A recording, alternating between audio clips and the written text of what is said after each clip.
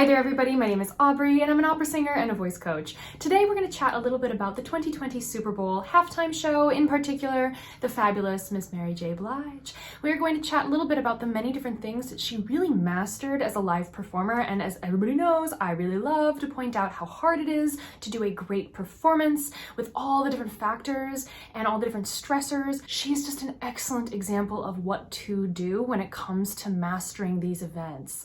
So, without further ado, let's go and pay Miss Mary J. Blige a visit.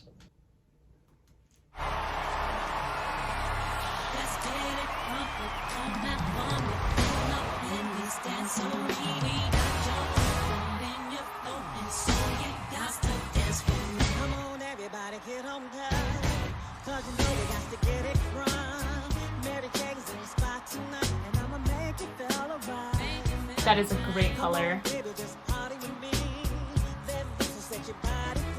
It's so warm. There was a little bit of push there, probably because it's fresh, but that was super good. I love that she's not over singing here. She doesn't need to, she's just going for it.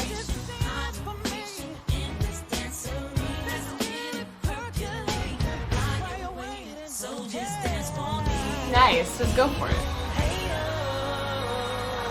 She's not giving us everything, which is great.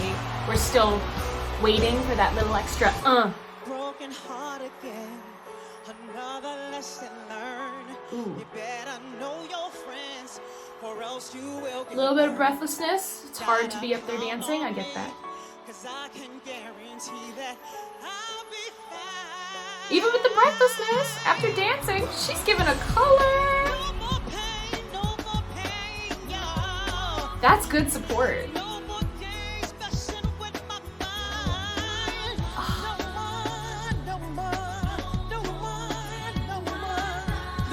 She's got so much energy.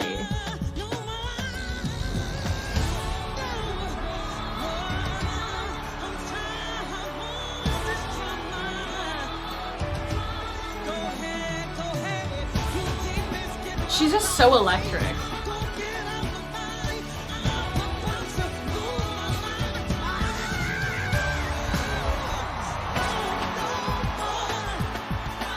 She's so excellent. I mean, she's a tiny little person and she's just filling the space.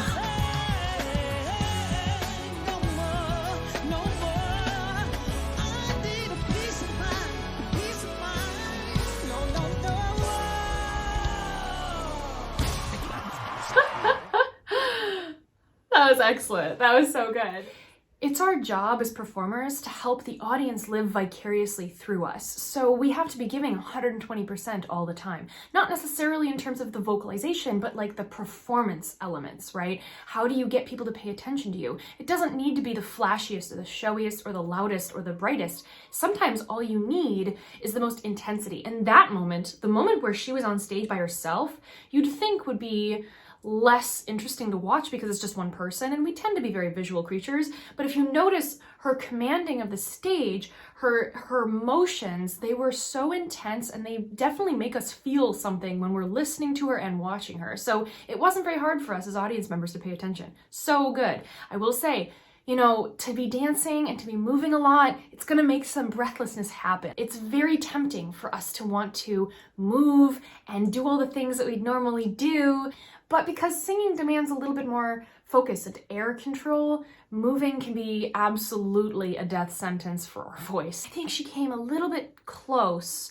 to running out of air as she was transitioning from the dance sequence over to her solo work, but I think she did manage to avoid that, and that was great. Once she got that breath really under her control, it was so good. So props to that, because it is very hard to pull back after you've just done a lot of motion. It's very easy for us to go and be really not on top of our game afterwards. It doesn't ruin the performance per se, but it definitely can make it harder for us to have fun as performers. She looked like she was having a blast. I was so impressed by her support too. She was able to give you some really hefty notes there, some really good presence, some good The most important part to this is that she never really sounded like she was pushing too hard. She really leaned back into herself, which is something I like to teach my students.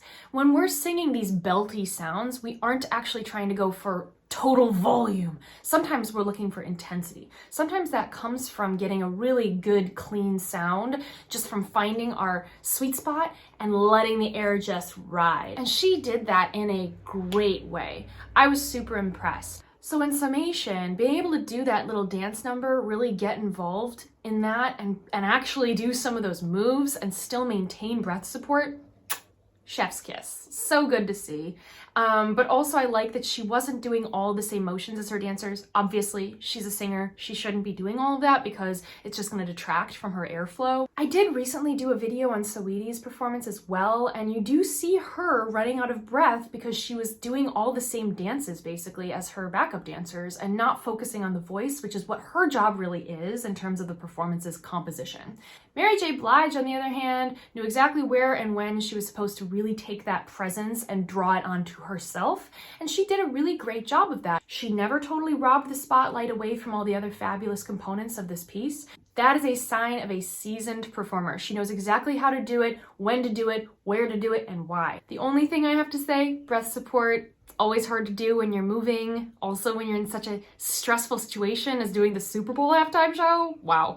But yeah, she did a great job. The singing, once she got in that solo part, was fabulous. Loved hearing that. It was really passionate, really emotional, very intense. If I were her, I'd be really happy with that delivery. The rest of the Super Bowl halftime show was excellent as well. I really enjoy Snoop Dogg in particular. I think he's great as a performer, but I really wanted to talk about her singing because her singing was excellent. And I love to point out successful live performances. They're just a great opportunity for us as singers to soak in different techniques and styles, and also to notice where the little mistakes do happen and how they recover, because recovery, that is what makes a great performer. It's not actually the people who deliver perfect performances, it's the people who can give a performance because the show must go on. Thank you so much for hanging out with me and talking about Mary J. Blige. It was a great performance, and as always, everybody, keep singing.